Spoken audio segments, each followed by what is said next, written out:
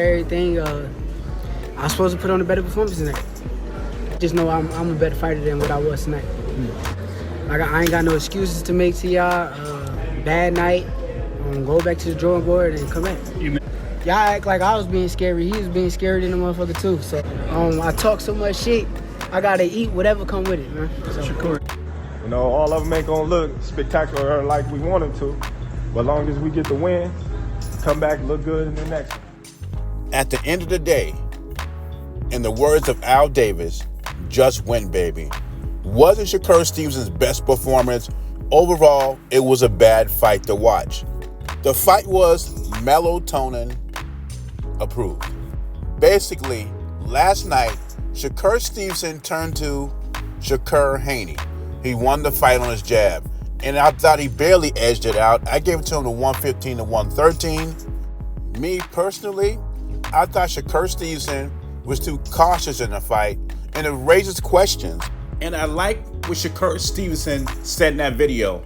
I had a bad performance. I see you next time. I will do better. Same with Terrence Crawford. He says sometimes you have bad nights. And this was a bad night for Shakur Stevenson. After that, he tweets out he wasn't 100%. Sounds like an excuse to me. He also told the fans, if they don't like it, don't watch it.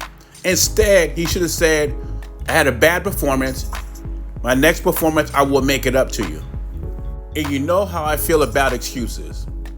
If you've ever been an athlete, whether it's professional, amateur, or whatever, it's very rare when you go in a game or a boxing match 100%.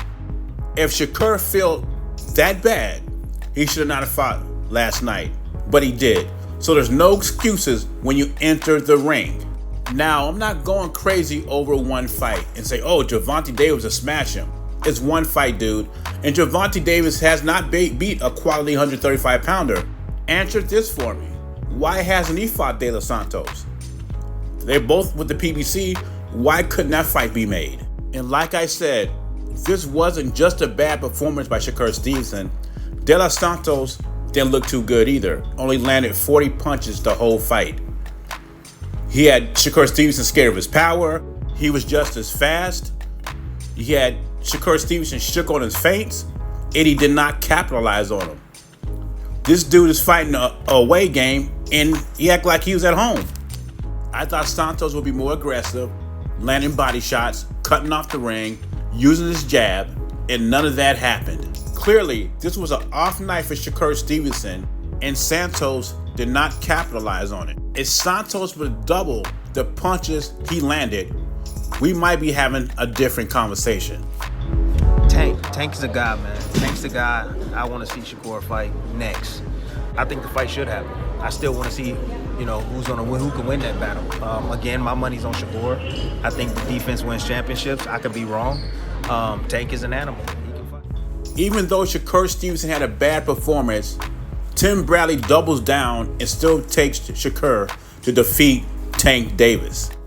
But Tim Bradley and Sean Porter brought up a very good observation. Every time Shakur Stevenson gets in there with a puncher, this is his second puncher, he doesn't engage as much. I'm saying this politely. Like I said earlier in the video, I'm not going to jump to conclusions and overreact over a bad performance by Shakur Stevenson.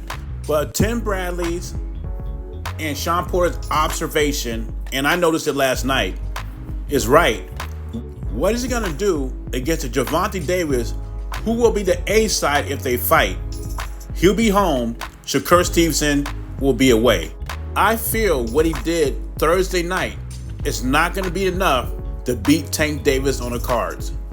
He's going to have to walk through that fire to snatch victory from Tank Davis, meaning you're going to have to engage. Gervonta Davis already let it be known that he does not respect Shakur Stevenson's power or Devin Haney's. So 66 punches dominated by jabs are not going to be enough. He's going to have to walk through that fire to beat Tank Davis. Anyway, leave your thoughts and comments below. Jay Beezy, I'm gone.